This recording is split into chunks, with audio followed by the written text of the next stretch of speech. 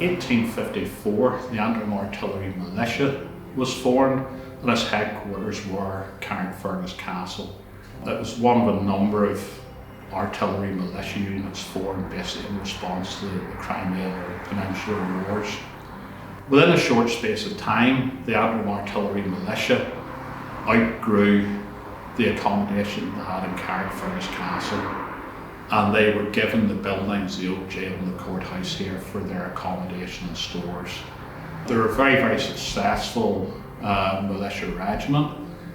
At their height, really, they had, I think, 980 men in their books, probably at the end of the 19th century. So they needed the space to expand.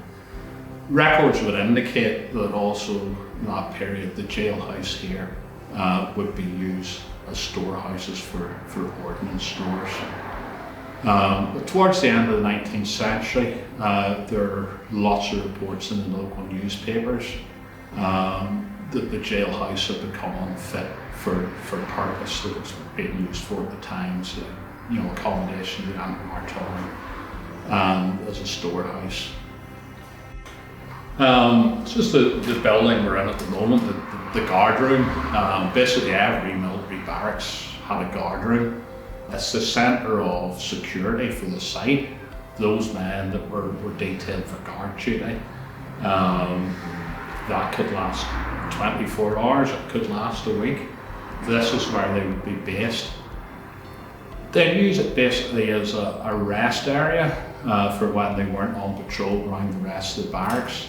This is where they carry out their administration and rest up, quite simply. It's also the centre of military discipline. As you can see behind us here, we have 2 jail cells. Any soldiers who carried out any misdemeanours would be held in the cells here. In 1897 or thereabouts, there was a tender put out for demolishing the old jail. This would have started in about 1898, and eventually a purpose-built ordnance store would be built on the site and opened the very start of the early 20th century, about 1900, 1901, something like that. It's a very important ordnance store.